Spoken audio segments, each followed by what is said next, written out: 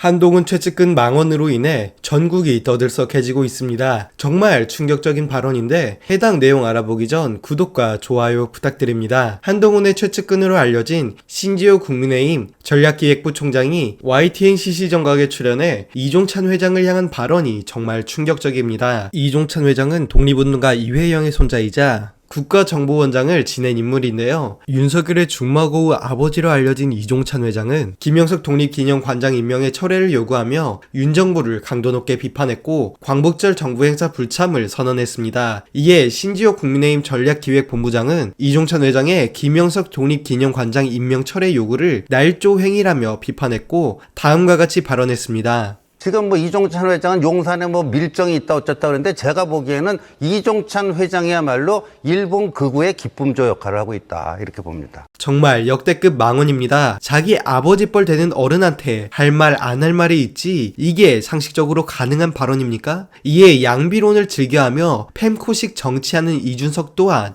정부 여당의 기조가 정상이 아니라며 정부가 주최하는 광복절 기념식은 참석하지 않겠다 밝혔습니다. 이에 민주당을 비롯한 조국혁신당, 진보당, 새로운 미래, 사회민주당, 기본소득당에 이어 사실상 개혁신당의 얼굴인 이준석까지 불참 의사를 밝힌 것이죠. 광복절 기념식에 국민의힘 하나만 참석할 것으로 보이는데 정말 역대 최악의 광복절 기념식이 아닐까 생각됩니다. 또 한동훈은 윤석열과 차별화를 두며 대선을 노리고 있다는 소문이 들렸는데 이번 한동훈의 최측근 논란으로 인해 한동훈은 사실상 술 안 마시는 윤석열에 불과하다는 생각밖에 들지 않습니다. 정치권에서 도는 충격적 내용 잠시 시청하시죠. 김경수 지사의 복권이 한동훈 대표에겐 불리해요. 일단 야당이 분열이 될 가능성은 있다고 보지만 야당 내 일단 대선 구도가 좀 더 활력은 생겼습니다.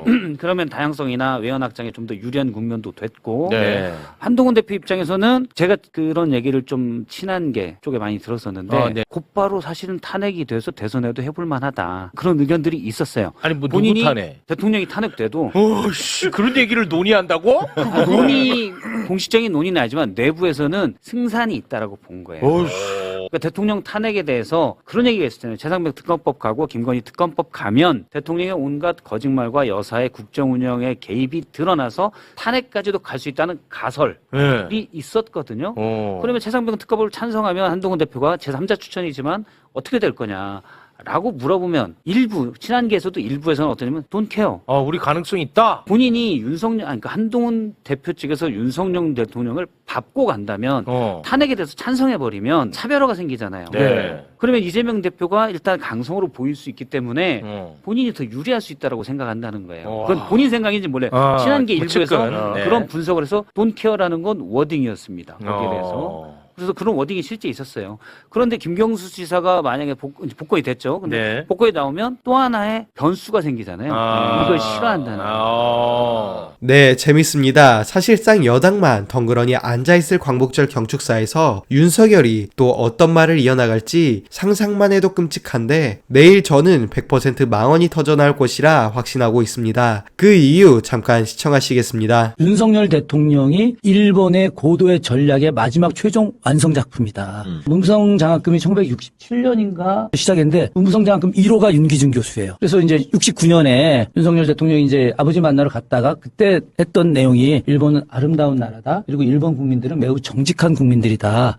라고 이제 이야기를 하지 않았습니까? 일본 국민들이 뭘 정직해? 우리나라 국민들이 일본에 대해서 굉장히 잘못 알고 있는 게 있습니다. 일본 사람들이 어떤 한 그 직업이 있다. 10대 20대를 계속해서 이어져 오고 있다. 대단한 민족이다. 전혀 모르고 하는 겁니다. 독구와 막부가 시작되고 나서 막부, 사무라이 집단, 그리고 평민 집단 이렇게 나누는데 이걸 담을 나눠요. 담을 나눠서 이 동네 사람들이 딴 데로 이사도 못 가게 합니다. 그래서 그 직업도 그거 아니면 못하게 만들어버렸어요. 누가 보기에는 장인이 이어진다는 거지만 실질적으로는 신분과 직업의 이동이 없는 나라죠. 없는 나라죠. 그렇기 때문에 일본이 굉장히 문제가 많은 나라예요. 그것을 잘못 미화해서 일본을 이상하게 신비화하는 대단하게 직업정신이 투철한 전혀 사실이 아니에요.